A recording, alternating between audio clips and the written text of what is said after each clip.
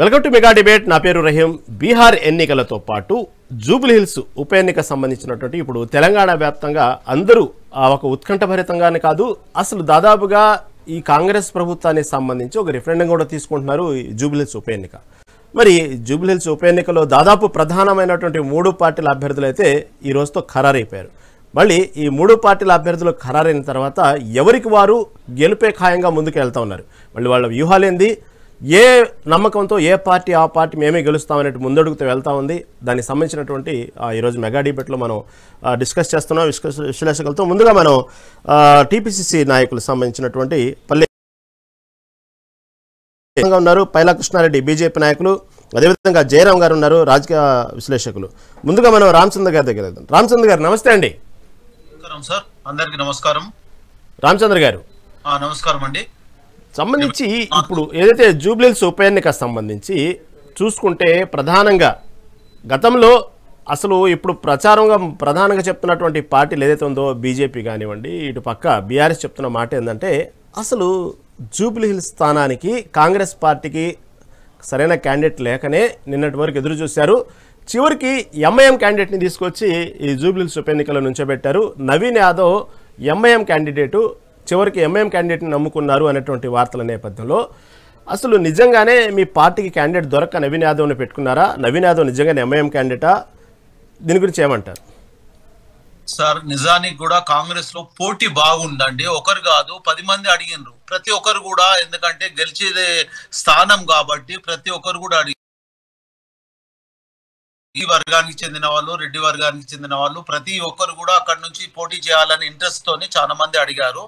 But local గా ఇంతకు ముందటి నుంచి కూడా అక్కడ స్థానికంగా ఉన్న నవీన్ యాదవ్ గారు ఆల్రెడీ కాంగ్రెస్ లోనూ కార్యక్రమాలు చేస్తున్నాడండి 20 మంత్స్ నుంచి. అంటే ఈ కాంగ్రెస్ గవర్నమెంట్ అంతకుముందు అతను ఎంఐఎం క్యాండిడేట్ కావచ్చు, అంతకుముందు వేరే ఉండొచ్చు. మాకు అజారుద్దీన్ గారు కూడా ఉండే, అతనికి ఎమ్మెల్సీగా ఇవ్వడము, ఆయన సలహాలు, ఆయన సహకారం కూడా తీసుకోవడం జరుగుతుంది. దాంతో పాటు చాలా మంది కూడా పోటీలు ఉన్నారండి. బీసీలు ఉండే, ఓసీలు కూడా ఉంది. కానీ నవీన్ యాదవ్ గారు ఈ 10 సంవత్సరాల నుంచి అక్కడ స్థానికంగా ఉండి స్థానికంగా కొన్ని డెవలప్మెంట్ కార్యక్రమాలు, స్థానికంగా ప్రజలకు ఉపయోగపడే కొన్ని కార్యక్రమాలు చేయడం జరిగింది. ఆయన ప్రజల్లో ఉన్నాడు, స్థానికంగా ఉన్నాడు అనే ఉద్దేశంలో నవీన్ యాదవ్ గారికి ఇవ్వడం జరిగింది. అది బీసీ వర్గానికి సంబంధించి ఈ హైదరాబాద్ ట్విన్ సిటీలలో బీసీ వర్గంలో ఒక వర్గానికి, అంటే నాయకుడిగా ఉండే చిన్న శ్రీశైలం యాదవ్ గారి కుమారుడు. అదే రకంగా కాంగ్రెస్ లో కూడా మేము ఎన్నో కార్యక్రమాలు, నేను ఈ 24 మంత్స్ లో ఉన్నప్పుడు చిన్న శ్రీశైలం గారు నాకు 23 సంవత్సరాల నుంచి కూడా పరిచయం అండి. ఆయన ద్వారా కూడా ఆయన ఇంతకు ముందు ఉండొచ్చు కాంగ్రెస్ నుంచి, అయితే 24 మంత్స్ నుంచి మాతోని ప్రతి మీటింగ్ లో, ప్రతి కార్యక్రమాలు కూడా మేము ఎక్కడ కార్యక్రమం అయినా కానీ చిన్న శ్రీశైలం యాదవ్ గారు, నవీన్ యాదవ్ గారు రావడం జరిగింది. 24 మంత్స్ అధికారంలో వచ్చిన కాంగ్రెస్ పార్టీ అధికారంలో వచ్చిన టైం నుంచి కూడా కాంగ్రెస్ పార్టీకి ఈ సపోర్ట్ ఉండి ప్రతి కార్యక్రమము, కాంగ్రెస్ పార్టీకి సంబంధించిన ప్రతి కార్యక్రమంలో అటెండ్ అవ్వడం జరిగింది. నిజానికి కూడా చాలా పోటీ ఉండే, ప్రతి ఒక్కరు కూడా మీరు చూసిండ్రు కదా. దాంట్లో అంజన్ కుమార్ యాదవ్ గారు అడిగారు, తర్వాత ఇంతకు ముందు ఉన్న మేయర్ గారు కూడా, అంటే ప్రతి ఒక్కరు కూడా దాంట్లో మన విజయలక్ష్మి గారు కూడా అడగడం జరిగింది. తర్వాత చాలా మంది కూడా అడగడం జరిగింది. ఆ పోటీలో ఎవరికి ఇవ్వాలన్నా ఇబ్బందికరంగా పరిస్థితి ఉండే, ముఖ్యంగా జరిగింది. ఆ 3 క్యాండిడేట్ లో నవీన్ యాదవ్ గారు కొత్త క్యాండిడేట్, యువకుడు. ముఖ్యంగా అతను స్థానికంగా ఉండి కొన్ని కార్యక్రమాలు, స్వచ్ఛంద కార్యక్రమాలు ఎన్నో చేయడం జరుగుతుంది. అది ఇప్పుడు కాదు, 10 సంవత్సరాల నుంచి చేస్తున్నాడు. బట్ ఈ 24 నెలల నుంచి కాంగ్రెస్ పార్టీ వచ్చిన నుంచి కాంగ్రెస్ కు అనుబంధంగా ప్రతి కార్యక్రమంలో ముందున్నాడండి. అది నేను ప్రత్యక్షంగా కలవడం జరిగింది. ప్రత్యక్షంగా మాతో ఉండే చిన్న శ్రీశైలం యాదవ్ గారు మంచి వ్యక్తి. వాళ్ళ తండ్రి గారు మాకు 23-24 సంవత్సరాల నుంచి పరిచయము. ప్రతి కార్యక్రమంలో స్వచ్ఛందంగా ఆయన సొంత డబ్బులతోనే ఎన్నో కార్యక్రమాలు చేయడం జరిగింది ఈ 24 నెలల నుంచి. అంతకుముందు 10 సంవత్సరాల నుంచి కూడా గ్రౌండ్ లెవెల్ గా ఉండి అక్కడ ఉండే ప్రజలకు ఉపయోగపడే రకంగా స్థానికంగా ఉండి మమేకమై, ప్రజలతో మమేకమై, అక్కడ ఉన్న కార్యకర్తలతో మమేకమై ప్రతి కార్యక్రమానికి ముందున్నాడండి. దాంట్లో ఎలాంటి సంశయం లేదు. అతన్ని ఖచ్చితంగా కాంగ్రెస్ పార్టీ నుంచి ఇంకా వేరే పార్టీ అని కాదు, మేము నిజానికి చెప్తున్నా, బీజేపీకి క్యాండిడేట్ లేక మా క్యాండిడేట్ అది మీరు కూడా పేపర్ ద్వారా పత్రికల ద్వారా చూసిర్రు, ఎన్నో రకాలుగా కూడా స్థానికంగా చూడడం జరిగింది. కాంగ్రెస్ పార్టీలో పోటీతత్వం అన్ని పోటీ అంటే గెలిచే గుర్రం ఉన్నది. తర్వాత ఇంకోటి అధికారంలో ఉన్నామనే, అధికారం లేనప్పుడు ఎంతో మంది వచ్చారు, అధికారంలో ఉన్నప్పుడు ఖచ్చితంగా ఏది గెలుస్తుందనే ఆశ ఉంటే ఆ గెలుపు గుర్రాల దిక్కే గెలుపు ఎటుంటుందో అటు ఖచ్చితంగా ఉన్నారు. మాకు పోటీ బాగుండి సెలక్షన్ చేసేట్లనే ఇబ్బంది జరిగిందండి. ఖచ్చితంగా అంటే బీసీ డిక్లరేషన్ తర్వాత బీసీకి ఇవ్వడము మంచి పరిణామము. ఆ బీసీలందరం ఐక్యమై తర్వాత అన్ని ఉన్నత వర్గాల వారిని కూడా కలుపుకొని అన్ని రకాలుగా ముందు వెళ్ళి ఖచ్చితంగా భారీ మెజార్టీతో ఖచ్చితంగా గెలుస్తామని నమ్మకం ఉందండి. మీరు కూడా చూస్తే మాకు పోటీ బీజేపీ వాళ్ళు అంటున్నారు, బీఆర్ఎస్ వాళ్ళు అంటున్నారు. బీఆర్ఎస్ అసలు మాకు పోటే కాదని అంటున్నామండి. సందర్భంగా బీఆర్ఎస్ క్యాండిడేట్ కూడా 10 సంవత్సరాల ముందు నుంచి కూడా వాళ్ళు చేసిన కార్యక్రమం డెవలప్మెంట్ చేసినామని చెప్పుకున్న పరిస్థితుల్లో లేదు. బీజేపీ కూడా స్థానికంగా ఏం లేదండి. ఆ బీజేపీ బీఆర్ఎస్ లో ఎవరు ఓట్లు ఎవరికి వేసుకుంటారు అనేది మనము ఎంపీ ఎలక్షన్ లో చూసాము. వాళ్ళిద్దరు కలిసినా కానీ కాంగ్రెస్ పార్టీ అభ్యర్థి నవీన్ యాదవ్ గారు భారీ మెజార్టీతో ఖచ్చితంగా గెలుస్తారండి. ఏ సంశయం లేదు. మాకు కాంగ్రెస్ కు సంబంధించి అన్ని రకాలుగా వ్యూహాలు ఉన్నాయి. ప్రతిగా గ్రౌండ్ లెవెల్ గా ఓటర్ దగ్గరికి స్థానికంగా వెళ్ళడం జరుగుతుంది. ఎక్కడి బూత్ వారిగా ఇన్ఛార్జీలు కూడా వేయడం జరిగింది. ప్రతి ఒక్కరు కూడా కష్టపడి ఈ 10 రోజులు అంటే 2025లో ఖచ్చితంగా ఇంతకు ముందు మనము కంటోన్మెంట్ ఎలక్షన్ లో ఏ రకంగా మెజార్టీతో గెలిచాము, ఇప్పుడు కూడా ఖచ్చితంగా మెజార్టీతో గెలుస్తాము. బీఆర్ఎస్ లో లుకలుకలు ఉన్నాయండి. బీజేపీలో కూడా ఈ రోజు కూడా వాళ్ళ కార్యకర్తలు కూడా బహిరంగంగా ఏదో జరుగుతుంది. బీఆర్ఎస్ లో బీజేపీలో ఎన్నో లుకలుకలు ఉన్నాయి. వాళ్ళ గురించి ఆలోచించాల్సిన అవసరం లేదు. మాకు పోటీ కూడా కాదని సందర్భంగా తెలియజేయడం అవుతుందండి. ఖచ్చితంగా కాంగ్రెస్ అభ్యర్థి నవీన్ యాదవ్ గారు భారీ మెజార్టీతో ఖచ్చితంగా గెలుస్తారనేది మాకు పూర్తి విశ్వాసం ఉందండి. అది మెజార్టీతో గెలుస్తాడని ఈ సందర్భంగా తెలియజేయడం. మనతో పాటు సిద్ధంగా ఉన్నారు బీజేపీ నాయకులు పైలా కృష్ణారెడ్డి గారు. నమస్తే అండి. నమస్కారం సార్. కృష్ణారెడ్డి గారు, ఎట్టకేలకు ఈరోజు దాదాపుగా బీజేపీ సంబంధించిన అభ్యర్థి కూడా ఖరారయ్యారు. ఎందుకంటే ముందుగా అనేక వార్తలు అనేక నేపథ్యంలో పోటాపోటీగా ఫస్ట్లో అసలు ఎవరు అభ్యర్థి అనేటువంటి విషయంలో చూస్తే అనేక పేర్లు ముందుకు వచ్చినాయి. ఒకసారి పద్మ గారి పేరు ముందుకు వచ్చింది. అదేవిధంగా ఒక స్థాయిలో మాధవీలత పేరు కూడా పరిశీలనకు వచ్చినట్టు వార్తలు వచ్చిన నేపథ్యంలో చివరికి ఎట్టకేలకు దీపక్ రెడ్డి పేరుని ఖరారు చేశారు. మళ్ళీ దీపక్ రెడ్డి బలబలాలేంది, ఎందుకు దీపక్ రెడ్డి కన్ఫామ్గా గెలుస్తారనేటువంటి నమ్మకంతో ఉన్నారు. దీపక్ రెడ్డి అభ్యర్థిత్వం మీద నమ్మకమా, బీజేపీ పార్టీ మీద నమ్మకమా, టోటల్గా ఓవరాల్గా ఏమంటారు దీపక్ రెడ్డి గురించి? సార్, ముందుగా మీకు మెగా 9 టీవీ ప్రేక్షకులకు, అలాగే ఈ చర్చా వేదికలో పాల్గొంటున్న వివిధ పార్టీల నాయకులకు అందరికీ శుభ సాయంత్రం తెలియజేసుకుంటూ, ఇందాక మన రామచంద్ర గౌడ్ అన్న గారు మాట్లాడిన విషయాలు మీరు అడిగిన దాంట్లో దీపక్ రెడ్డి గారిని అనౌన్స్ చేయడంలో మేమేంటంటే ఆల్రెడీ 3 మెన్ కమిటీ ఒకటి ఇవ్వడం జరిగింది. స్టేట్ కమిటీ సెంట్రల్ కమిటీకి పంపించాలి. ఇది జాతీయ పార్టీ కాబట్టి ఎప్పుడైనా మీరు చూడండి కొంత లేట్ అవుతాయి. టికెట్ అనౌన్స్మెంట్, అభ్యర్థుల అనౌన్స్మెంట్లో కొంత లేట్ అవుతుంది. ఒక ప్రాసెస్ ఉంటుంది, ఒక పద్ధతి ఉంటుంది.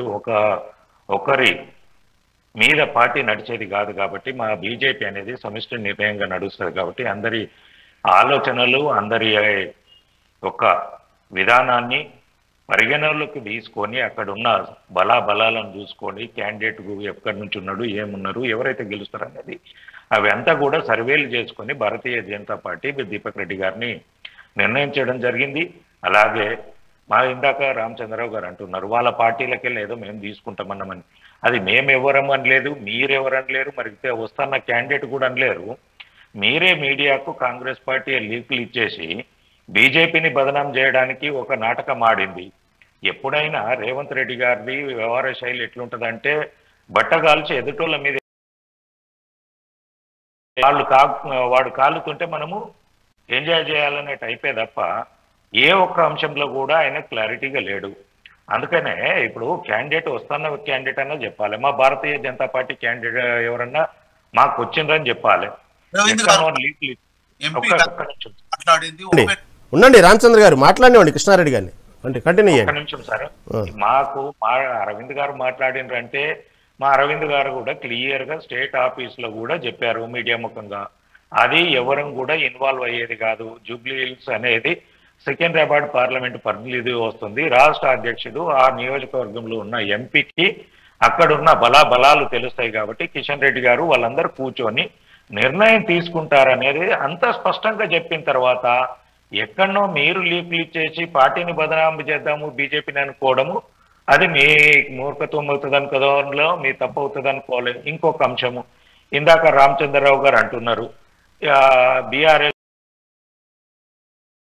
రామచంద్రరావు గారు గుర్తుంచుకోవాలి, చీకటి ఒప్పందం ఎవరితోటి అయింది అండి? ఎంఐఎం తోటి. ఎంఐఎం క్యాండిడేట్ ని తీసుకొచ్చి మీరు పెట్టుకొని ఎంఐఎం క్యాండిడేట్ అక్కడ ఇప్పుడు పోటీ చేయకుండా మీరు ఎంఐఎం తోటి లోపాయికారి ఒప్పందం చేసుకొని ఇప్పుడు ఈ గత 20 నెలల కాలంలో 15 అవినీతి ఆరోపణలు చేసి రేపు కేటీఆర్ను అరెస్టు చేస్తున్నాము, హరీష్ రావుది అవుతుందేమో, కవితది అవుతుందేమో, సంతోష్ రావుని అరెస్టు చేస్తారేమో, ఇవన్నీ అన్నది ఏ ఒక్కరి మీద అరెస్టు లేవు, వాళ్ళ మీద ఏమీ లేదు, ఎలాంటి అభియోగాలు లేదన్నట్టు మీరు ప్రవర్తిస్తున్నది ఎవరితోటి ఎవరు లోపాయికారకంగా ఉన్నారు? మీరు ఈ బదనాం చేయడం బంద్ చేసి తెలంగాణ ప్రజలకు ఏం చేసిండ్రు? ఈ 20 నెలల కాలంలో జూబ్లీహిల్స్ ప్రజలకు ఏం చేసిండ్రు? జూబ్లీహిల్స్ లో ఉన్న స్లమ్ములో ఈ అకాల వర్షాలు వస్తే ఎన్ని మునిగిపోతున్నాయి, ఎన్ని ఇండ్లు మునుగుతున్నాయి, ఎంతమంది రైతులు అది అక్కడ ఇబ్బంది పడుతున్నారు? మీరు తీసుకొచ్చిన హైడ్రా తోటి బ్లాక్ మెయిలింగ్ రాజకీయాలతోటి ఎన్ని కోట్లు దండుకొని ఢిల్లీకి పేదలకు ఏమన్నా ఉపయోగమైన రాత్రికి రాత్రి రోడ్డు మీద వరేసిండ్రు. రేపు అక్కడ గెలిస్తే మళ్ళీ మీరు బుల్డోజర్ను పంపించేసి హైడ్రా పేరు చెప్పి బీదలై బడుగు బలైన వర్గాలై 4 ఇండ్లు గూలగొట్టి అక్కడ పక్కకు కడుతున్న విల్లాస్ వాళ్ళను బ్లాక్ మెయిలింగ్ చేయడము, ఐరేస్ బిల్డింగ్ వాళ్ళను బ్లాక్ మెయిలింగ్ చేసి ఎంత సంపాదిస్తున్నారు మీరు అనేది చెప్పాలి కాంగ్రెస్ నాయకులు. అదంతా పక్కన పెట్టేసి వాళ్ళు ఒకటైనరు, వీళ్ళు ఎవరెవరు ఒకటైనరండి? మీరు ఒకటైతున్నారు. ఎంఐఎం తోటి లోపాయికారి ఒప్పందం అయింది మీరు, వాళ్ళ క్యాండిడేట్ని తీసుకొచ్చి పెట్టుకున్నది మీరు, ఎంఐఎం క్యాండిడేట్ వాళ్ళు పెట్టకపోవడానికి కారణం మీరు. ఇవన్నీ మీ దగ్గర పెట్టుకొని ఎదుటోళ్ళ మీద బట్టగాల్చి మీ దేశి బదనాం చేసి మేము చలి కాచుకుంటామంటే కరెక్ట్ కాదు. ఇంకొక అంశం, ఈ 20 నెలల కాలంలో హైదరాబాదులో ప్రతి ఒక్క రియల్ ఎస్టేట్ పడిపోవడానికి కానీ హైదరాబాద్లో భయాంతులకు గురి అవుతున్న ప్రజలకు ఎక్కడన్నా మీ కాంగ్రెస్ పార్టీ భరోసా ఇచ్చిందా? పోనీ హైడ్రా అన్నాడు, ఏం జరిగిందో చెప్పండి, వాళ్ళని కూర్చుండబెట్టండి. రాత్రికి రాత్రి పోవడము, సాటర్డే సండే రాగానే 4-5 కూలగొట్టడము, అక్కడున్న ఐరేజ్ బిల్డింగ్లను బ్లాక్ మెయిలింగ్ చేయడం, వాళ్ళు వచ్చి మీకు కప్పం కట్టగానే ఢిల్లీకి మూటలు మోయడం. ఇది కాదా మీరు చేస్తున్నది? హైదరాబాద్లో రియల్ ఎస్టేట్ ఎందుకు పడిపోయిందండి చెప్పండి? మీరు భయభ్రాంతులకు గురి చేస్తున్నారా లేదా? ఒక ప్లాట్ కొందామంటే, ఒక అపార్ట్మెంట్లో ఒక అపార్ట్మెంట్ కొందామని వస్తే ప్రతి ప్రజానీకము, ప్రతి వ్యక్తి భయపడుతున్నాడు. ఎందుకు తెలుసా?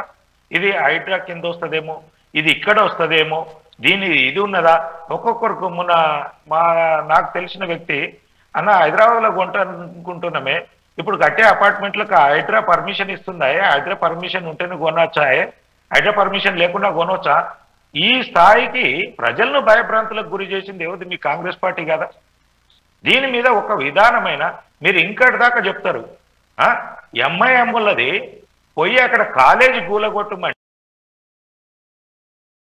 వాళ్ళకు అకాడమిక్ ఇయర్ అవుతుంది, విద్యార్థులు ఎక్కడ పోతారని చెప్పేసి మాట్లాడుతున్న మీ కాంగ్రెస్ పార్టీ నాయకులు ఇక్కడ మల్లారెడ్డి కాలేజీలో ఉన్న విద్యార్థులు కాదా? వాళ్ళు గ్రామాల నుంచి చదువుకుంటూ వస్తున్నారు, ఆ హిందువుల పిల్లలు చదువుకుంటున్నారు కాబట్టి వాళ్ళ పిల్లలు కాదు. ఆ కాలేజీల మీదకి మాత్రం రాత్రికి రాత్రి బుల్డోజర్లు పంపిస్తారు, జేసీపీలు పంపిస్తారు, 1000 మంది పోలీసులను పెట్టి ఆ కాలేజీని గుల్లగొట్టడానికి ప్రయత్నం చేస్తారు. మరి ఎంఐఎం కాలేజీని ఎందుకు గుల్లగొట్టడానికి ప్రయత్నం చేయడం మీ కాంగ్రెస్ పార్టీ? దమ్ము లేదా? లోపాయికారి ఒప్పందం ఉందా? భయపడుతున్నారా ఎంఐఎంకు? ఇవన్నీ చెప్పాల్సిన అంశం మీరుండగా ఏదో బీఆర్ఎస్ కాంగ్రెస్ బీజేపీ ఒకటైంది, ఇవేం మాటలండి? మాట్లాడదాం, దాని మీద మాట్లాడదామండి, చెప్పండి. ఈ 20 నెలల కాలంలో జూబ్లీ హిల్స్ కు మీరు ఏం చేశారు? అక్కడ ఉన్న నాలాలు ఎన్ని క్లియర్ చేశారు? అక్కడ ఉన్న కల్లీలలో బడుగు బలైన వర్గాలు ఎవరైతే ఉన్నారో కూలీనాలు చేసుకుని ఉన్న స్లమ్ ఏరియాలలో ఎన్ని రోడ్లు ఇచ్చారు? ఇప్పటి సమ్మర్ వచ్చిందంటే ట్యాంకర్ తోటి నీళ్లు పోతున్నాయండి, అవేమన్నా తీర్చగలిగారా? ఏది లేదు. అక్కడ ఏది మీ నవీన్ యాదవ్ గురించి గొప్పగా చెప్తున్నాడు, సమాజ సేవ చేసి. ఒకటి సార్, నవీన్ యాదవ్ గురించి గొప్పగా చెప్పిన దాని గురించి ఒక అంశం చెప్పాలి. ఎక్కడండి ట్యాంకర్లు ఎందుకు పంపించిందండి? అక్కడ నల్లాలు పెట్టించవచ్చు కదా, వాటర్ ట్యాంకులు కట్టించవచ్చు కదా. ఏదో సేవ ముసుగులో పంపించేసి రాజకీయ లబ్ధి పొందాలని చూడడము ఎంతవరకు సమంజసము?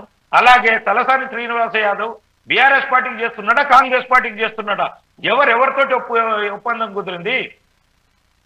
పుష్పారెడ్డి గారు చాలా సమయం ఉంది, దాని అన్నిటికీ మళ్ళీ దాన్ని కౌంటర్ గా మాట్లాడదాం. ఇంకో విషయం, అంతపాటు జయరాం గారు ఉన్నారు, రాజకీయ విశ్లేషకులు. తర్వాత అండి రామచంద్ర గారు మీ దగ్గరకు వస్తాను, అప్పుడు అడుగుతారు. కానీ ఫస్ట్ మనం జయరాం గారి దగ్గరికి వెళ్దాం. జయరాం గారు నమస్తే అండి. జయరాం గారు మీట్లో ఉన్నట్టున్నారు. రైట్, జయరాం గారు విన్నారు కదా, ఇది ఒక పక్క కాంగ్రెస్, ఓ పక్క బీజేపీ పార్టీ యొక్క అభ్యర్థుల గురించి బలబలగాలని చెప్తూ అక్కడ ఉన్నటువంటి సమస్యలు వాస్తవంగా అక్కడ 1-3 సార్లు తెలుగుదేశం పార్టీలో ఒకసారి గెలిచిన తర్వాత బీఆర్ఎస్లో 2 సార్లు గెలిచినట్టు మాగంటి గోపీనాథ్ ఎక్కువగా తన నియోజకవర్గంలో ఎక్కువగా ఉన్నది పరిపాలించింది అక్కడ మాగంటి గోపీనాథ్. కానీ ప్రస్తుతం చూస్తే అక్కడ జూబ్లీ హిల్స్ నియోజకవర్గం తీసుకుంటే ఉన్నటువంటి గ్రేటర్ హైదరాబాద్ పరిధిలో ఉన్న నియోజకవర్గాల్లో చాలా రిచ్ నియోజకవర్గం అని అనుకోవాలి. ఎందుకంటే ఆర్థికంగా బలపడినటువంటి వాళ్ళు ఉన్నటువంటి నియోజకవర్గం. అలాంటి నియోజకవర్గంలో ప్రస్తుతం ఉప ఎన్నికల తరుణంలో అక్కడ ఉన్నటువంటి సమస్యలు మాత్రం అలాగే ఉన్నాయి స్లమ్ ఏరియాలో. అయినా మొన్నటిదాకా ఉన్నటువంటి 10 ఏళ్లు పరిపాలించిన బీఆర్ఎస్ పార్టీ వదిలేసిన సమస్యలు అలాగే ఉన్నాయి. ఇప్పుడు 20 నెలలు పైగా పరిపాలించినటువంటి ప్రస్తుతం ఉన్నటువంటి కాంగ్రెస్ ప్రభుత్వం కూడా అక్కడ ఉన్న నియోజకవర్గ స్లమ్ ఏరియాలో ఉన్న సమస్యలు అలాగే ఉన్నాయి. కానీ వీళ్ళు మాత్రం ఉప ఎన్నికల్లో మాత్రం పోటాపోటీ దిగుతున్నారు. మేము చేసాము అంటూ మేము చేసిన అభివృద్ధి చూసి ఓటేస్తారంటే అక్కడ సెంటిమెంట్ ఓటేస్తారంటున్నారు. ఓవరాల్గా ఏమంటారు? మీకు ప్యానెల్లో ఉన్న మిత్రులకు, మెగా 9 న్యూస్ ప్రేక్షకులకు నమస్కారాలండి. దీంట్లో ఒకటి రహీం, డిఫరెంట్ గా రాజకీయ అవసరతలు అక్కర్ల మీదనే మాట్లాడితే తప్పితే ప్రజాక్షేమం సంక్షేమం అనేది రాజకీయ పార్టీలు మాట్లాడితే 78 సంవత్సరాల స్వతంత్రం ఇంత అధ్వానంగా ఉండదన్న విషయం అందరూ తెలిసిన విషయమే. ఇది అధ్వానంగా ఉందన్న విషయం అన్ని రాజకీయ పార్టీలు నమ్ముతూనే ఉంటాయి, దాన్ని మాట్లాడుతూనే ఉంటాయి. కానీ దాన్ని కూడా వాళ్ళ అకౌంట్లో వేసుకోవడానికి ట్రై చేస్తుంటారు. అంటే ఇది మీరు చేసిన పాపం అంటే మీరు చేసిన పాపం అనే విధంగా మాట్లాడుతుంది. అంతే తప్పితే ఇది మనం చేసిన పాపం అనే విషయాన్ని ఏ రాజకీయ పార్టీ ఇంతవరకు మాట్లాడలేదు. ఒకవేళ కనుక అట్లా ఇట్లా మాట్లాడితే వాళ్ళు మహాత్ములు అవుతారు, రాజకీయ నాయకులు కాదు. ఇక ఆ విషయం పక్కన పెట్టేద్దాం. ఇప్పుడు ఉన్న పరిస్థితుల లోపల అంశాల వారిగా తీసుకున్నట్టు అయితే కాంగ్రెస్ పార్టీ మీద ఉన్న బిగ్ టాస్క్ ఏంటంటే ఈ ఒక్క కాన్స్టిట్యున్సీ. సో ఈ కాన్స్టిట్యున్సీతోని కాంగ్రెస్ కు ఓటమి వస్తే ప్రభుత్వం కూలిపోయేది లేదు, గెలిస్తే ఎవరెస్ట్ మీద ఎక్కేది లేదు. సో డెఫినెట్ గా కావాలి అనుకున్నప్పుడు బీఆర్ఎస్ కానీ ఓటమి పాలైతే ఇది మీ అసమర్థత పాలనకు ఇది గుర్తు, లేదనుకుంటే ఇది రెఫరెండం, లేదా ఇది మీకు సింబాలిక్ అని దాన్ని మాటలతోనే హింసించకుండా గెలవడం కోసం ట్రై చేస్తారు. ఒకవేళ కనుక బై మిస్టేక్ లో కనుక గెలిచినట్టు అయితే ఇది మా పాలన ప్రజాపాలన కాబట్టి ప్రజల క్షేమం సంక్షేమం మేము మాత్రమే కోరుకున్నాం కాబట్టి మాకు పట్టం కట్టారని పబ్లిసిటీ చేసుకోవడానికి పనికి వస్తుంది. అంతకుమించి దేనికి పనికిరాదనే విషయము అందరికీ తెలిసిన విషయం. ఇటు కృష్ణారెడ్డి అన్న తెలుసు, అటు అన్నకు కూడా తెలుసు. సో ఇక్కడ విషయం ఏంటంటే ఇది కాదు, దీనికంటే ఇంకొంచెం ముందుకెళ్ళి మాట్లాడుకోవాలి మనం. ఇప్పటి వరకు జూబ్లీ హిల్స్ ఉప ఎన్నిక రాకూడదు, సరే వచ్చింది, దురదృష్టవశాత్తు ఆ కుటుంబానికి ఒక పెద్ద లాస్ జరిగింది. సరే దానికి ఫుల్ఫిల్ చేయడం కోసము ఆ పార్టీ వాళ్ళ స్టాండ్ ప్రకారం ఇచ్చుకున్నది. సరే అది వేరే విషయం, సెంటిమెంట్లా కన్నీర్లా లేకపోతే రాజకీయం అనే విషయం పక్కన, అబ్దుల్కి నేను ఫోన్ డిఫరెంట్ మాట. కానీ ఇప్పటి వరకు కూడా అత్యున్నతమైన కుటుంబాల పక్కన అధ్వానంగా ఉన్న బతుకులు బాగుపడకపోవడం ఇక్కడ మాట్లాడుతుంది. అరిస్టోక్రాటిక్ పీపుల్ మధ్య లోపల అన్నమో రామచంద్ర అనే కుటుంబాలు నివసిస్తున్నాయి కదా, అవి మారకపోవడం వాళ్ళ బతుకులు బాగుపడకపోవడం గురించి మాట్లాడుకోవాలి. ఈరోజు కార్పొరేటివ్ హాస్పిటల్స్, అత్యున్నతమైన కార్పొరేటివ్ హాస్పిటల్స్ ఉన్న ఆ ఏరియా లోపల కనీసము సూది మందుకు లేని కుటుంబాలు ఉన్నాయి, అక్కడ ప్రాపర్ డిస్పెన్సరీస్ లేవనే విషయాన్ని ఈరోజు ప్రజల ముందుకు తీసుకెళ్తే ఆ విషయాన్ని మాట్లాడుకోవాలి. ఈరోజు అత్యున్నతమైన ఉన్నత విద్య చదువుకున్న కుటుంబాలు, ప్రైవేట్ కాలేజీ వ్యవస్థ ఉన్న ఆ ఏరియా లోపల కనీసము పలకా బల్పం పట్టుకోలేని కుటుంబాల బిడ్డలు ఈరోజు కూలీనాలి చేసుకుని బతుకుతున్న చూసినామా, ఆ కుటుంబాల మధ్యలోనే ఆ విషయాన్ని మాట్లాడుకోవాలి. నిజంగా కనుక మీరు అన్ని సక్రంగా ఉంటే మరి ఇది ఉండొద్దు కదా. కాన్స్టిట్యున్సీ లోపల సరే రాష్ట్రం మొత్తం పోకరం పెడదాం, ఇప్పుడు బై ఎలక్షన్ కాబట్టి ఒక జూబ్లీ హిల్స్ కాన్స్టిట్యున్సీ గురించి మాత్రం మాట్లాడదాం. మరి ఈ కాన్స్టిట్యున్సీలో అయినా కూడా ఈ జనాల లోపల ఎంతవరకు ఇబ్బందులలో ఉన్నారు, కష్టాల్లో ఉన్నారు, నష్టాల్లో ఉన్నారు, ఆ విషయాన్ని ఏమన్నా మీకు తెలుసా? రాజకీయ పార్టీలకు ప్రభుత్వం గురించి పక్కన పెట్టిద్దాం. ప్రభుత్వానికి నిజంగా కనుక ఆ సిన్సియారిటీ ఉంటే 2 నెలల్లో చాలా చేయొచ్చు. నేనైతే చాలా విషయాలను ప్రజల ముందు తీసుకొచ్చాను, ప్రభుత్వానికి విన్నవించాను. ఇది కృష్ణారెడ్డి నాకు తెలుసు, మిగతా కాంగ్రెస్ నాయకులు తెలుసు, రేవంత్ కూడా తెలుసు. కానీ దాంట్లో ఏ ఒక్కటి కూడా ప్రజలకు మంచి చేసినట్టు అవుతే ఈరోజు మిమ్మల్ని లగబెట్టుకునే వాళ్ళు అంతో ఇంతో జూబ్లీ హిల్స్ కాన్స్టిట్యున్సీకి కొంత వర్క్ జరిగింది, చేశారు అంటే అది జనార్దన్ రెడ్డి గారికి ముందు తర్వాత అన్నట్టుగా ఉందన్న విషయం, అది ఒక ల్యాండ్ మార్క్ గా ఉన్నదని. నాయకుడు ప్రజల నుంచి వచ్చినప్పుడు ప్రజలు గుండెలో పెట్టుకొని చూస్తారన్న విషయాన్ని జనార్దన్ రెడ్డి గారు నా కుటుంబం కాదు, ఇంకా నేను ఇంకొక మాట మాట్లాడు, నా కులం కాదన్న విషయాన్ని మాట్లాడను, ఆయన నాయకుడు అన్న విషయాన్ని మాట్లాడతాను, నా కుటుంబం అయితే కాదు. ఆయన గురించి నేను మాట్లాడుతున్నామంటే ప్రజల్లో హృదయాల్లో ఉండే నాయకుడు ఎవరి గురించైనా మాట్లాడతాం. వాజ్పేయి గారి గురించి మాట్లాడతాం, ఇందిరాగాంధీ గారి గురించి మాట్లాడతాం, జనార్దన్ రెడ్డి గురించి మాట్లాడతాం, వైఎస్ రాజశేఖర రెడ్డి గురించి మాట్లాడుతుంటాం. అంటే ఈ రోజు మాట్లాడుతున్నాం, ఎన్టీఆర్ గారు అన్నట్టు ఎన్టీఆర్ గారి గురించి మాట్లాడుతుంటాము, సుష్మా స్వరాజ్ గురించి మాట్లాడుతుంటాం. నేను సుష్మా స్వరాజ్ అమ్మని ఆమెతోనే గంట ధర్మం ముచ్చట పెట్టేస్తాను. నిజంగా ఆమె బ్రతుకుంటే ఆమెకు పాదాలకు శిరస్సు వంచి నమస్కరించిన తప్పు లేదు, ఇట్లా 100 సార్లు నమస్కరించిన తప్పు లేదు, మాట్లాడతాం. కానీ ఈ రోజు మన దగ్గర ఉన్న నాయకులు ఏంటంటే దొంగలు, లూటీకోర్లు. ఈరోజు ఎక్కడన్నా గజం భూమి కనబడితే మర్డర్ చేయడానికి వెనకారు, ఇంకొకటి చేయడానికి కూడా వెనకారు. ఈ రోజు భూమి ఎవరి చేతిలో ఉంది అంటే ఎవడైతే బలం, అహంకారం, అధికారం ఉందో ఈ రోజు భూమి అక్కడ ఉంది. భూమి అక్కడ ఉందంటే అధికారం అక్కడ ఉన్నట్టు లెక్క. భూమి చిహ్నం దేనికోసము? అధికారాన్ని చిహ్నం. ప్రపంచం మొత్తం మీద పోరాటాలన్నీ భూభాగం మీద జరిగినాయి, భూభాగం కోసమే జరిగింది, భూభాగం కోసం మాత్రమే జరుగుతున్నాయి. కానీ ఈ రోజు ఆ భూమి ఆ నిరుపేదల చేతులు లేదు కదా.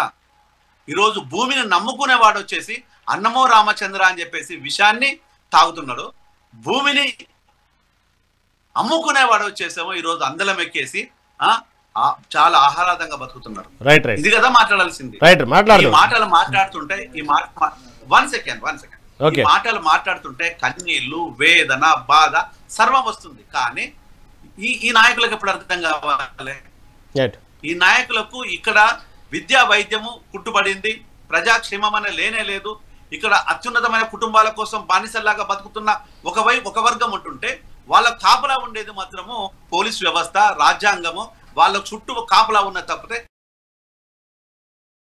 కాపలా ఉంటే బాధ లేదు, ఇవి ప్రజలను కాపాడుకోవడం లేదనే బాధను మాత్రమే వ్యక్తపడతారు. రైట్, మాట్లాడదామండి జయరాం గారు, దాని గురించి మళ్ళీ టాపిక్ మీ దగ్గరకు వస్తాను.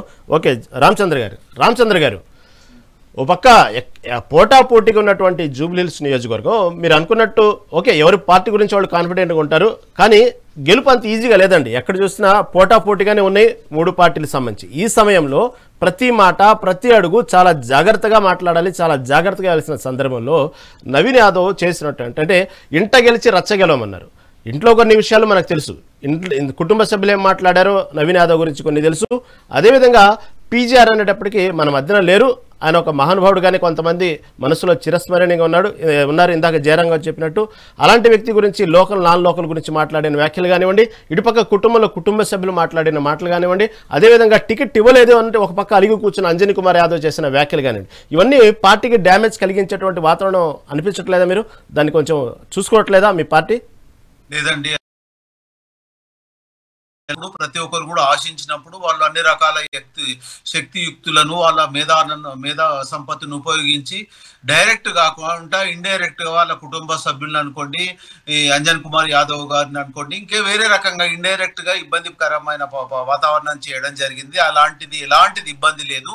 ఇంకో విషయం, ఇంతకు ముందు మాట్లాడినప్పుడు కాళేశ్వరం అనేది సిబిఐకి ఇవ్వడం జరిగింది. అది బీజేపీ వాళ్ళు మేము మా చేతులు ఇస్తే 2 రోజుల లోపల చేస్తామని చెప్పిండ్రు. అది తప్పు అనేది వాళ్ళ చేతుల్లో ఉందండి. ఉందండి. ఇంకోటి హైడ్రా అనేది ఇరిగేషన్ చెరువు కుంటలు కాల్వలు ఉన్న ఏరియాల్లో ఉంది కానీ ప్లేన్ ప్లేస్ లో మామూలు ప్లేస్ లో లేదండి. అది అక్కడ ఉన్న ఏరియా వాళ్ళకి ఇబ్బంది ఉంది. అది అక్కడ ఆక్రయించిన వాళ్ళకే ఉన్నది కానీ చెరువు కుంటలు కాల్వలు లేకుంటే ఇంకా ఏదైనా వాటర్ కు సంబంధించిన ఇరిగేషన్ ప్రాంతంలో మాత్రమే ఇబ్బంది ఉందండి.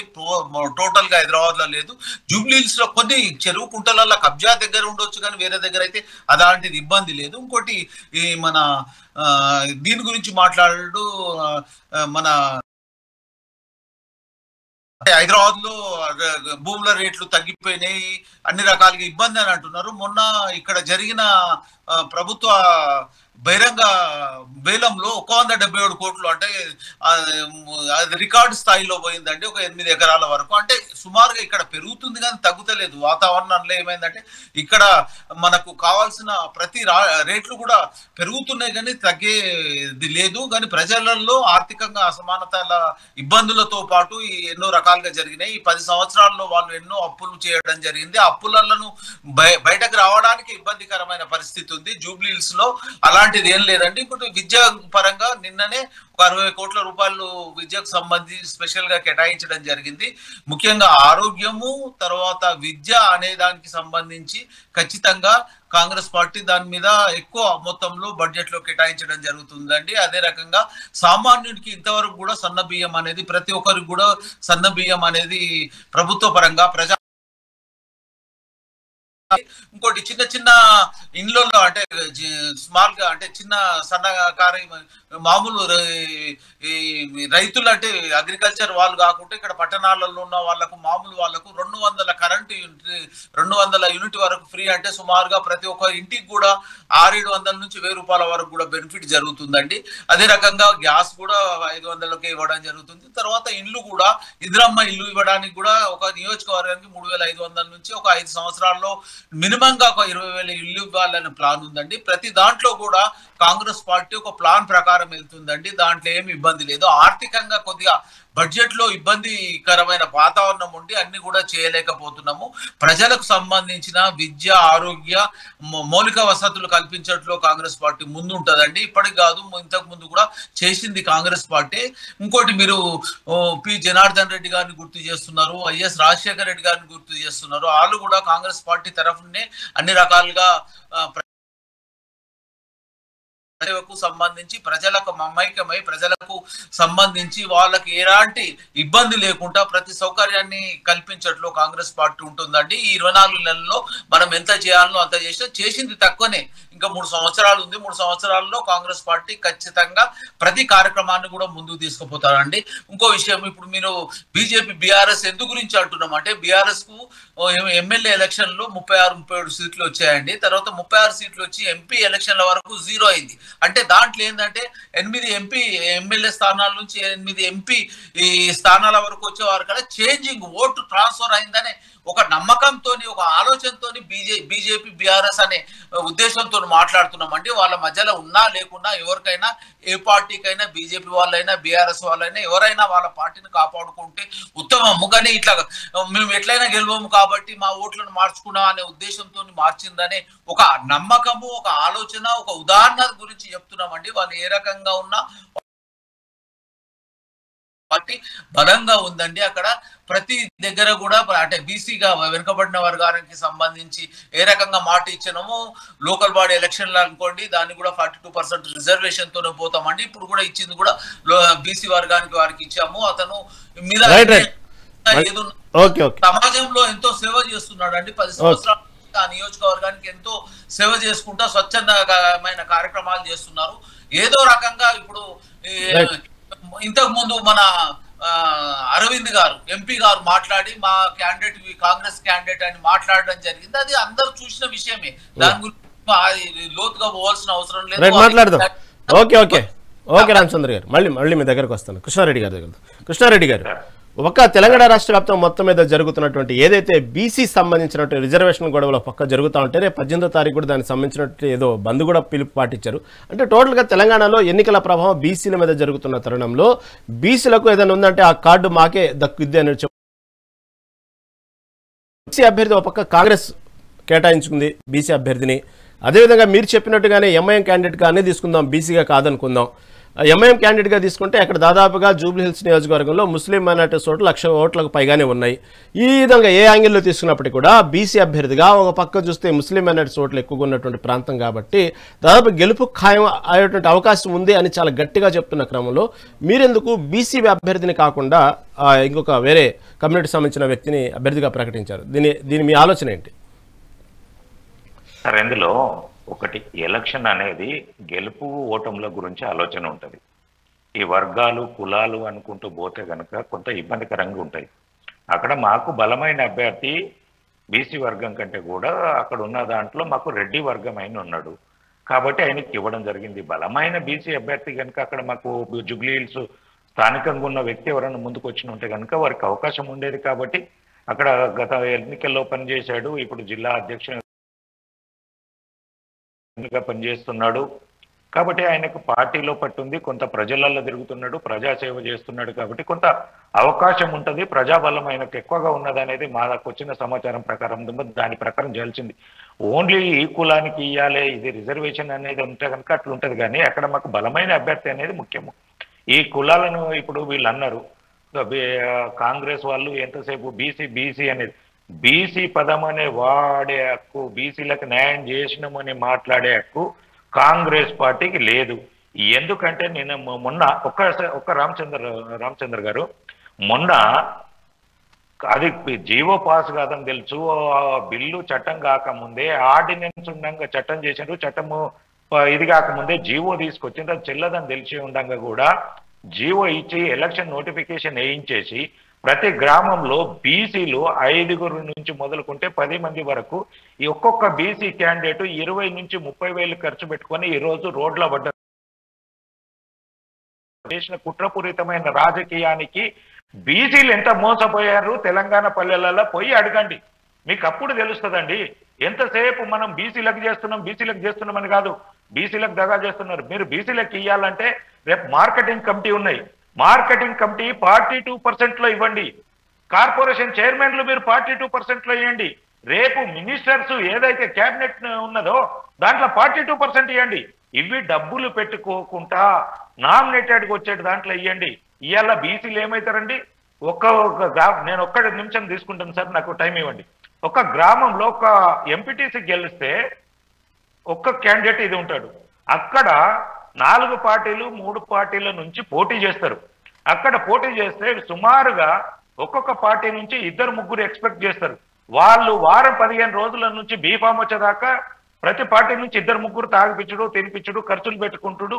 వాళ్ళు లోపాయికారికంగానో ఇంటర్వల్ టికెట్ గురించి అయిపోతుంది.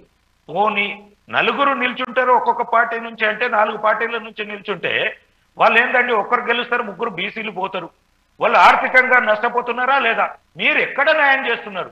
నామినేటెడ్ డబ్బులు పెట్టుకోకుండా గెలిచేది కానీ మీరు ఇచ్చే నామినేటెడ్ పోస్టులలో మార్కెటింగ్ కమిటీ రేపు అనౌన్స్ చేయండి, మీరు 42% ఇస్తామని. బీసీలకు ఫస్ట్ మీరు ఎలక్షన్ లో రేపు మీరు అనౌన్స్ చేసే ముందు మీ పార్టీ చెప్పడం కాదండి, చేసి చూపించండి. రేపు కార్పొరేషన్ లో 42% చేస్తామని చెప్పండి. దానికి ₹1 కలెక్షన్ డబ్బు కాకుండా అవుతుందా? అప్పుడు బీసీలు బడుగు బలైన వర్గాలు డబ్బు లేకుండా అధికారాన్ని చేజిక్కుంటారు. కానీ మీరు ఇంత బీసీలను మోసం చేస్తూ ఒక్కరిని గెలిపేయడానికి 10 మంది నష్టపరుస్తూ గ్రామాలలో ఎంత ఇబ్బంది పడుతున్నారండి. మేము లోకల్లో తిరుగుతుంటాము, మాకు స్థానికంగా నియోజకవర్గాలలో ప్రతి కులంతో ప్రతి మతంతో టచ్ ఉంటుంది. అది కాదా ఇబ్బంది పడుతున్నది. ఇంకొక అంశం సార్, జూబ్లీ హిల్స్కి వస్తున్నాం. అక్కడ ఉన్నది ఓన్లీ జూబ్లీ హిల్స్ లోనే అండి, శ్రీనగర్ కాలనీలోనే ధనికులు. మీరు కిందికి రండి, కృష్ణానగర్ ఏ పరిస్థితిలో ఉంది చూడండి, యూసుఫ్ కూడా ఏ పరిస్థితిలో ఉంది చూడండి, రహమత్ నగర్ ఏ పరిస్థితిలో ఉంది చూడండి. ఇక్కడ రామానాయుడు షూటింగ్లో లైట్లు వెలిగిపోతుంటాయి, ఒక్కొక్కటి 10 కోట్లు 5 కోట్లు 2 కోట్ల కార్లు పోతుంటే అదే లెఫ్ట్ సైడ్ పోతే రోడ్డు పక్క పొంటి బట్టలు పిండుకోవడానికి డ్రమ్ములలో నీళ్లు పోసుకొని ట్యాంకర్ ఎప్పుడు వస్తే అప్పుడు బట్టలు పిండుకుంటున్నారండి. అదే అపోలో హాస్పిటల్ వెనకాలనే. ఇవన్నీ ఏం చేస్తున్నారు మీ 20 నెలల కాలంలో? మీ నవీన్ గారు సామాజిక సేవ చేస్తున్నాడు కదా, ఆడ ఒక ట్యాంక్ కట్టించవచ్చు కదా, లేదా అక్కడ ఒక నల్లాలు పెట్టించవచ్చు కదా. స్థానిక గల్లీలలో కొన్ని రోడ్లు వేపియచ్చు కదా, డ్రైనేజీలు కట్టియచ్చు కదా ఈ 2 నెలల్లో. అది సామాజిక సేవ. ఒక 4 ట్యాంకర్ల మీద పెద్ద పెద్ద బొమ్మలేసి పెద్ద పెద్ద పేర్లు రాసి సామాజిక సేవ చేస్తున్నాడు ఓట్ల గురించి అని చెప్పుకోవడానికి ఇది కరెక్ట్ కాదు. అప్పుడే మీకు ఓట్లు పడతాయి, కానీ ఇంకెన్ని సంవత్సరాలు మోసం చేస్తారండి? అక్కడేదో వాళ్ళు ఓట్లు ట్రాన్స్ఫర్ అయింది. మాకు అసెంబ్లీ ఎలక్షన్లో ఎమ్మెల్యేలు 8 మంది గెలిచిన మాకు 70 నుంచి 80 నియోజకవర్గాలలో మేము డిపాజిట్ దక్కించుకోగలం. గతానికంటే 6% నుంచి 14%కు ఎమ్మెల్యే ఎలక్షన్లో గెలిచినాము. మాకు కేంద్రంలో కొంతమంది తెలంగాణలో కానీ ప్రతి ఎలక్షన్లో ఎమ్మెల్యే ఎలక్షన్స్కు ఎంపీ ఎలక్షన్స్కు ఓటు తేడా ఉంటుంది. దాంతో నరేంద్ర మోడీ గారితో మేము చేసిన నరేంద్ర మోడీ గారి పథకాల గురించి కానీ, మేము చేసిన రామ జన్మభూమి గురించి కానీ, 500 సంవత్సరాల ఇష్యూస్ను కానీ, మన 370 ఆర్టికల్ విషయంలో కానీ, దేశ భద్రత విషయంలో కానీ, మన శక్తి సామర్థ్యాలు ఎంత పెరిగినాయి అనేది, ఇప్పుడు ప్రపంచంలో మనం 4వ స్థానానికి రావడానికి ఆర్థిక స్వావలంబన ఎంత మోడీ గారు పెంచారనేది ఇదన్నీ చూసి మరొకసారి పాలన ఉండాలని ఓట్లేస్తే వాళ్ళకు వీళ్ళకు ఒప్పందమైందని చెప్పేసి ఏందండి ఇది? మాట్లాడేటప్పుడు మనం ఇది చేయాలి. ఇంకోటి, సిబిఐది 2 రోజులలో మనము నేను అది అనకూడదు. మనం మెడ మీద తలకాయ ఉన్నోళ్ళు 2 రోజులలో ఏదైనా కేసు తేలుతుందండి. మనం వాళ్ళు అన్నారని చెప్పడము, మీరు అనడం. మీకు నేను ఒక్కటి చెప్తా రామచంద్ర, కిషన్ రెడ్డి గారు అది మాట్లాడిన విషయము మీరు సిబిఐకి ఇస్తే వెంటనే దాని మీద దర్యాప్తు జరిగే విధంగా మేము చర్యలు తీసుకుంటామని మాట్లాడారు. 2 రోజులలో ఎక్కడన్నా కేసు తేలుతుందా అండి? ఎక్కడన్నా తేలుతుందా? సిబిఐ కానీ మీరు చెప్పింది వాస్తవం. మళ్ళీ మీ దగ్గరకు వస్తానండి. మీరు చెప్పింది వాస్తవే. పెద్ద మనుషులమైనా ఒక మాట అక్కడైనా తొలింది అనుకున్నా 2 రోజులలో ఏదైనా కేసు తేల్చే చరిత్రలో ఉన్నాయా? అవి లేని మనము మాట్లాడేటప్పుడు కూడా మనం కూడా కొంత విజ్ఞత ప్రదర్శించాలి. మాట్లాడేటప్పుడు దాంట్లో సాధ్యాసాధ్యాలు కూడా.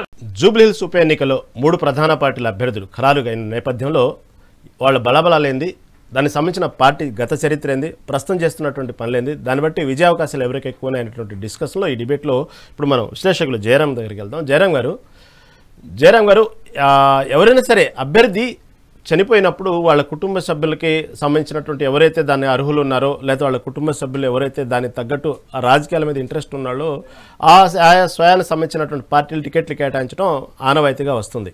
2 తెలుగు రాష్ట్రాలు ఇదే జరుగుతుంది. కాకపోతే ఒక్క సందర్భాన్ని బట్టి వాళ్ళకున్నటువంటి పరిచయాల్ని, వాళ్ళకు 2 పార్టీలతో ఉన్నటువంటి అవినాభ సంబంధాలని బట్టి కానివ్వండి, వాళ్ళకున్న మంచి పిచ్చబెట్టరు, ఏకగ్రీవంగానే ఏకగ్రీవం అవుతూ ఉంటాయి కొన్ని సీట్లు. కానీ ఇక్కడ మాత్రం ప్రస్తుత తరుణంలో 2 తెలుగు రాష్ట్రాల్లో ఇలా జరిగిన సందర్భాలు ఉన్నాయి, పోటీ పెట్టిన సందర్భాలు ఉన్నాయి. కాకపోతే ఇప్పుడున్న ప్రస్తుత రాజకీయ పరిస్థితులను బట్టి ఏకగ్రీవం అనేది కుదరలేదు. 3 ప్రధాన పార్టీలు పోటీకి అయితే దిగినాయి. ఎందుకంటే మొన్న జరిగిన సికింద్రాబాద్ కంటోన్మెంట్ సంబంధించింది కానివ్వండి, ఇదైనా కానివ్వండి, ఈ పోటీ నేపథ్యంలో సరే రాజకీయ పార్టీలు పోటీ పట్టడంలో తప్పులేదు, ఎవరికి వాళ్ళ అభ్యర్థి ప్రకటించడం తప్పులేదు, వాళ్ళ బలబలాలు నిరూపించుకోవడం తప్పులేదు. ఓ పక్క మాగంటి గోపీనాథ్ చనిపోయిన తర్వాత వాళ్ళ భార్యకి టికెట్ కేటాయిస్తే ఏకగ్రీవం కాకపోయే బదులు ఒక మహిళని ఆమె పరిస్థితిని బట్టి ఆమె భర్త పేరుని సంబోధించినప్పుడు ఆమె కొంత ఎమోషనల్ గురవటం అనేది సహజం. ఎవరైనా సరే వాళ్ళకు ఉన్నటువంటి పరిస్థితులను బట్టి, ఆయా సిచ్యువేషన్స్ని బట్టి వాళ్ళ భర్త పేరు గుర్తు చేసినప్పుడు అభివృద్ధి కార్యక్రమాలు, లేకపోతే వాళ్ళతో ఉన్నటువంటి సంబంధాలు, వాళ్ళకు ఉన్నటువంటి రాజకీయ నాయకులతో ఉన్నటువంటి పరిచయాలు మాట్లాడేటప్పుడు ఆమె కొంత భావోద్వేగానికి గురవుతుంటారు. దాన్ని కూడా సోషల్ మీడియాలో ట్రోల్ చేస్తూ ఆ వీడియోలు పెడుతూ ఈ ప్రధాన పార్టీలు పేరెందుకు కానీ కొంతమంది చేస్తున్న ప్రచారానికి మీలాంటి విశ్లేషకులు సరైనటువంటి బుద్ధి చెప్తారు. ఒకటి, ఇప్పుడు మనం ఏం చేయాలంటే ఇండియన్ కాన్స్టిట్యూషన్ ప్రామాణికం దేనికంటే, అంటే భారతదేశ రాజ్యాంగం ఏం చెప్తుంది అంటే ఎలక్షన్ జరగాలి, ఎలక్షన్ లో పోటీ చేయాలి, ప్రజల నుంచి ఎన్నుకోబడాలి, నాయకులు అనేవారు ప్రజల నుంచి మాత్రమే రావాలి అనేది మన రాజ్యాంగంలో ఉన్న విధానం. ఆ విధానాన్ని అవలంబించడమే సరైన విధానం. అంతే తప్ప కన్నీళ్లకో, లేకపోతే సానుభూతికో, లేకపోతే ఇంకొక రకమైన అంశాలకో వీటికి మాత్రం స్పేస్ లేదు. ఎప్పుడైనా కూడా రాజ్యాంగంలో ఉన్నది ఏంటి అంటే ప్రజల చేత నాయకుని ఎన్నుకోబడి రాజ్యాంగం ద్వారా ఎలక్ట్ అయిన వ్యక్తి ఆ చట్టసభలకు పోవడం అనేది ఇది కరెక్ట్. అంతే తప్పితే ఇది ఇది ఒక గోపీనాథ్ వైపుకు మాత్రమే వర్తిస్తానే కాదు, ఎంటైర్ భారతదేశంలో కూడా ఇలానే ఉండాలి, దీనికే వర్తిస్తే జరగాలి.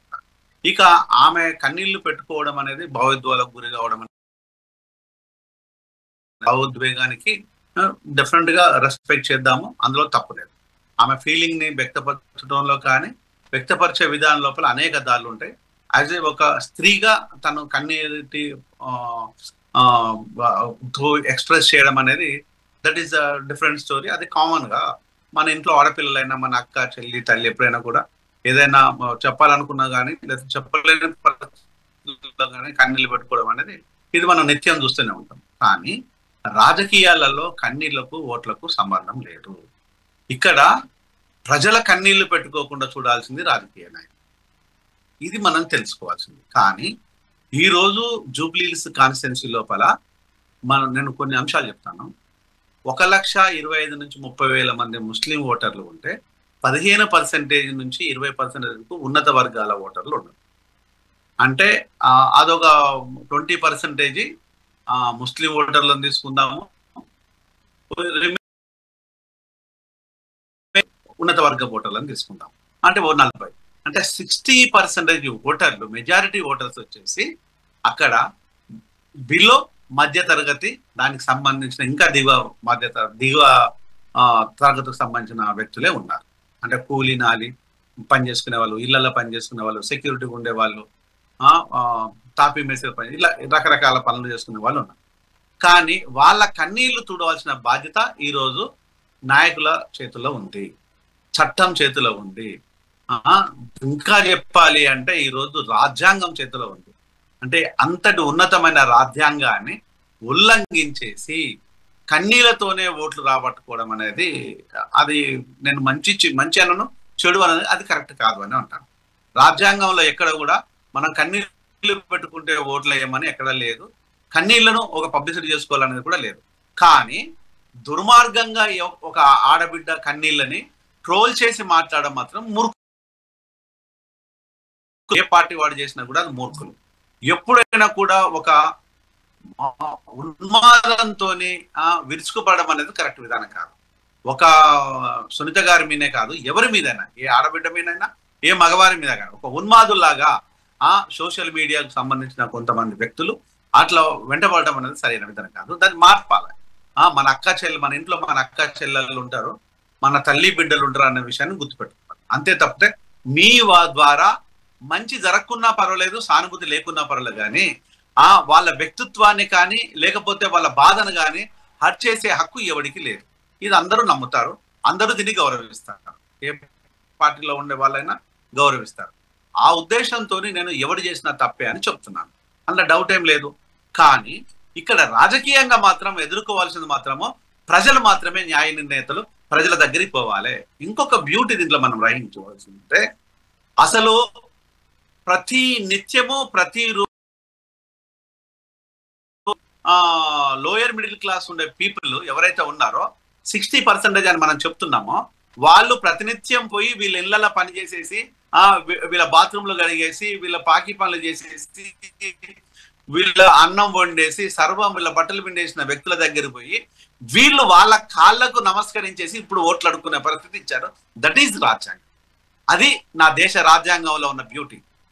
అంటే ప్రతిరోజు వాళ్ళ కన్నీళ్లు, వాళ్ళ కష్టాలు మీకు అర్థం కాకపోతే, కనీసం ఇప్పటికి కూడా అర్థం కావట్లేదంటే మీ లోపల మనసు అనేది ఉందా?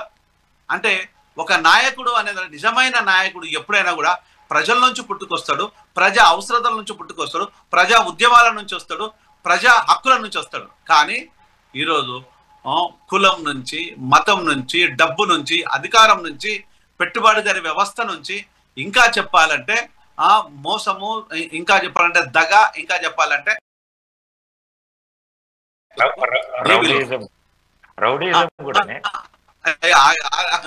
అన్న చెప్పింది 100% రైట్. రౌడీయిజం, ఇంకా కొన్ని రాష్ట్రాలలో అయితే రేపులు మడ్డలు కూడా కుటుంబం మాయం చేయటం. అంటే ఈరోజు ఇది ఈ క్వాలిటీ ఉన్న వ్యక్తులు ఈరోజు వాళ్ళ కాళ్ళ దగ్గర పోతున్న చూస్తావా, అది రాజ్యాంగంలో ఉన్న బ్యూటీ. అంటే నేను చెప్పాల్సినది ఒక సూటికి ఒక మాట రాజకీయ నాయకులకి, మీకు మీ కళ్ళకు కనిపించకపోవడం అనేది బాధాకరమైన విషయం. మీకు ఇప్పుడు కాన్సెన్సీ లోపల నేను ఒక మెడికల్ డాక్టర్గా చెప్పాలంటే ఈ రోజు అక్కడ మన హైదరాబాద్ లోపల కొంచెం వాతావరణం చేంజ్ అవుతే వైరల్ ఫీవర్స్ కానీ దాంతో పాటు వచ్చేసి డెంగ్యూ, దాంతో పాటు వచ్చి డయేరియా, దాంతో పాటు వచ్చేసి మలేరియా, దాంతో పాటు వచ్చి ఇతర కొన్ని వ్యాధులు విజృంభిస్తాయి. ఆ విజృంభించినప్పుడు పేద వర్గాలకు వాళ్ళు బతికినట్టు సస్తే సచ్చినట్టు. ఈ రోజు వరకు కూడా మనం నోడల్ సెంటర్ అని చెప్పుకునే గాంధీ హాస్పిటల్లో కూడా ప్రాపర్ ఇన్స్ట్రుమెంట్స్ లేకపోవడము. అంటే డెంగ్యూ ఫీవర్ లో మనం చేయాల్సింది ఏంటిదంటే ప్లేట్లెట్ కౌంట్ పడిపోతే ఆ ప్లేట్లెట్స్ ని ఇవ్వాలి.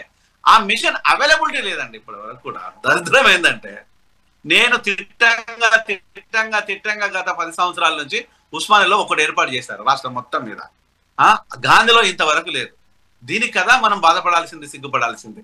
అంటే ఈరోజు వైద్యము, ప్రజా వైద్యము ప్రజలకు చెందకుండా కార్పొరేట్ హాస్పిటల్కు పోయే విధంగా మీరు రూపొందిస్తున్నారంటే ఇంతకంటే దౌర్భాగ్యం ఏమున్నది? ప్రజలు వాళ్ళ ఆత్మాభిమానాన్ని చంపుకొని అయ్యా దొరాన్ని బతిలాడుకొని కార్పొరేట్ హాస్పిటల్ పోవడం కరెక్టా? ఈ హాస్పిటల్లో నేను వెళ్తే బతుకుతాననే ధైర్యాన్ని మీరు నింపకుండా హాస్పిటల్ నుంచి పారిపోయే విధంగా చేస్తున్నారంటే ఇంతకంటే దౌర్భాగ్యం ఏముంది? ఇక కార్పొరేట్ చదువుల గురించి చెప్పాల్సిన పని లేదు. ఈరోజు చదువుల విషయం లోపల రాక్షసులైనా కూడా కొంతవరకు ప్రేమను అభిమానం చూపిస్తారు, కానీ కార్పొరేట్ హాస్పిటల్ చదువుకునే బిడ్డల మీద విజృంభించే ఈ చదువుల ఫీజుల దోపిడీ ఇదని చెప్పాల్సిన పని లేదు.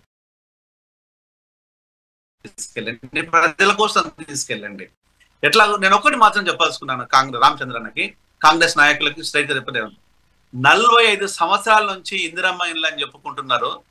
45 సంవత్సరాల నుంచి రాజశేఖర రెడ్డి ఇల్లు అని చెప్పలేదు, లేకపోతే జనార్దన్ రెడ్డి ఇల్లు అని చెప్పలేదు. జనార్దన్ రెడ్డి అంటే నెదురుమల్లి జనార్దన్ రెడ్డి, ఆయన ముఖ్యమంత్రి, ఆయన ఇల్లు అని చెప్పలేదు. కోట్ల విజయభాస్కర్ రెడ్డి ఇల్లు అని చెప్పలేదు, కిరణ్ కుమార్ రెడ్డి ఇల్లు అని చెప్పలేదు, ఇప్పుడు రేవంత్ ఇల్లు అని చెప్పలేదు. ఇందిరమ్మ ఇల్లు అని చెప్పుకొని బతికేస్తున్నారు చూసినవా? అంటే మీరు నాయకులుగా పనికిరారని మీరే చెప్తున్నారు కదా. మేము నాయకులుగా పనికిరాము, అన్ఫిట్ అవర్ సెల్ఫ్, మేము మా చేతగాని వాళ్ళం, మేము దోపిడీ చేయడానికే పనికి వస్తాము, మేము దోసుకోవడానికే పనికి వస్తామని మీరు ఇండైరెక్ట్ గా కన్ఫెషన్ ఇస్తున్నారు. ఇండైరెక్ట్ గా 200 గజాల ఇంటి లోపల ఒక ఇంటికి సంబంధించిన వ్యక్తి ఈ రోజు అదే ఇంటి లోపల 4 అన్నదమ్ములు ఉంటే 50 గజాలు పంచుకొని ఇల్లు కట్టుకుంటున్నారు. ఇప్పుడు 50 గజాలు 45 సంవత్సరాల నుంచి 200 గజాల భూమి పంచకపోవడం అనేది దౌర్భాగ్యము. 2 కిలోకు 2 రూపాయల బియ్యాన్ని తీసుకొచ్చిన ఎన్టీఆర్ గారిని గుర్తుపెట్టుకున్న తప్పితే ఆ తర్వాత తెలుగుదేశం పార్టీ నాయకులు ఉన్నా లేకున్నా ఒకటే అన్నట్టుగా ఉన్నారు. అంటే ఈ రోజు నాయకులు అనే వాళ్ళు ప్రజల నుంచి వస్తారు. ఆ రోజు ఇందిరాగాంధీ గారు కావచ్చు, ఎన్టీఆర్ గారు కావచ్చు, వాజ్పేయి గారు కావచ్చు, మరి ఆ నాయకులు ఎందుకు లేరు అనేది చాలా తక్కువ ఉందండి. ఓకే, మాట్లాడదాం జయరాం గారు. మనం రామచంద్ర గారి దగ్గర వెళ్తాం. రామచంద్ర గారు, ఓ పక్క బీఆర్ఎస్ పార్టీ ఇటు బాకీ కార్డు అంటూ, ఓ పక్క హైడ్రా సంబంధించినటువంటి జరిగినటువంటి ఏదైతే సంబంధించినటువంటి బుల్డోజర్ విషయాలంటూ గుర్తు చేస్తూ, ఓ పక్క అదేవిధంగా ఇటు పక్క ఏదైతే ఎర్రగడ్డలో సంబంధించిన శ్మశాన వాటికి సంబంధించి అక్కడ ఉన్నటువంటి స్థానికులు కానివ్వండి, వ్యాపారస్తులు కానివ్వండి పడుతున్న ఇబ్బందులను తెర ముందుకు తెస్తూ పక్క ఈ విధంగా ఇన్ని సమస్యలు తీసుకొస్తూ ప్రధానంగా డోర్ టు డోర్ టచ్ చేస్తుంది బాకీ కార్డు అంటూ. మళ్ళీ ఇవన్నీ సమస్యలను అధిగమించి మీరు ఎలా ముందుకు వెళ్ళాలనుకుంటున్నారు? దానికి బాకీ కార్డు అంటేనే బీఆర్ఎస్ వాళ్ళు ఎన్నో బాకీ ఉన్నారు, ఎన్నో చేసినారు. బీసీ బంద్ అన్నారు, దళిత బంద్ అన్నారు, అదే రకంగా అన్ని రకాల బంధువులు, అన్ని కుల బంధువులు, అంటే బంధువులు ఇస్తాం అంటే బెనిఫిట్స్ ఇస్తామని ఇవ్వలేదు. అదే రకంగా దళితుని ముఖ్యమంత్రి చేస్తామన్నారు, ప్రతి దళిత కుటుంబానికి 3 ఎకరాల భూమి ఇస్తామన్నారు, KG to PG ఇస్తామని చెప్పారు. ఎన్నో మాటలు ఇచ్చారు, వాళ్ళు ఆ మాటలు చేయలేకపోయారు.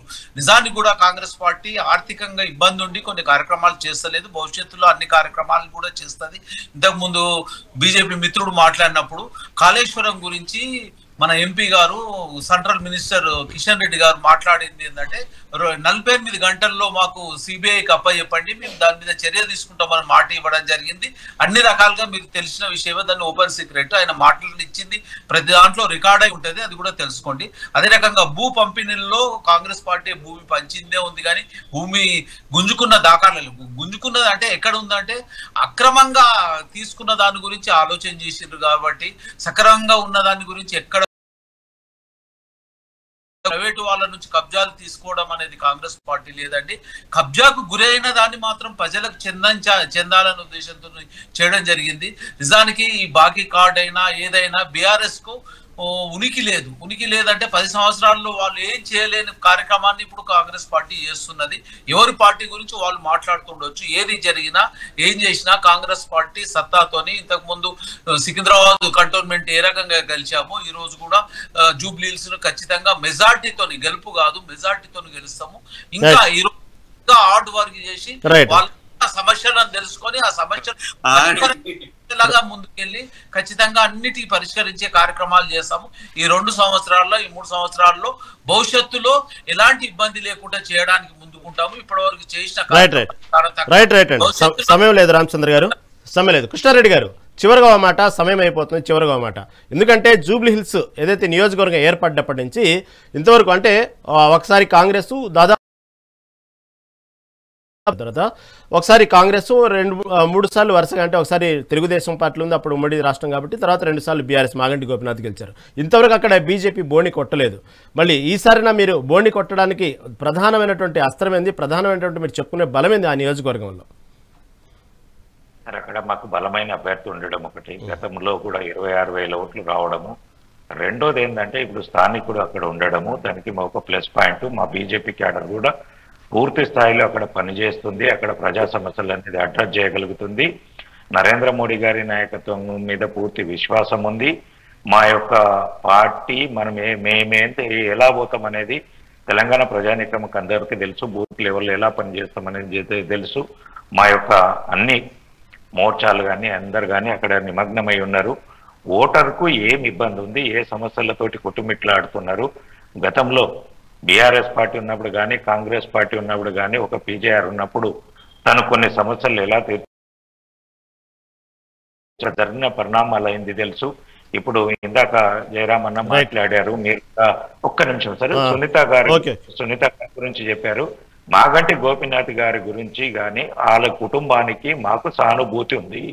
వారికి ఆ కుటుంబానికి సానుభూతి ఉంది, కానీ ఆ సానుభూతిని 2 లక్షల మంది జనాభా మీద రుద్దలేము. వారికి ఒక పదవి ఇస్తే 2 లక్షల మందికి న్యాయం జరగదు. ఎందుకంటే ఈమె ప్రజా జీవితంలో లేదు, ప్రజా సమస్యలు సరిగ్గా పార్టీలో పనిచేసి కొన్ని పదవులలో పనిచేసి ప్రజలలో తెలివి ఉంటే ప్రజా సమస్యలన్నీ తెలిసి ఉండేటి. కానీ ఆమె కుటుంబానికి మనం సానుభూతి కొద్ది ఇస్తే 2 లక్షల మంది ప్రజా జీవితాలను అక్కడ తాకట్టు పెట్టినట్టు అవుతుంది.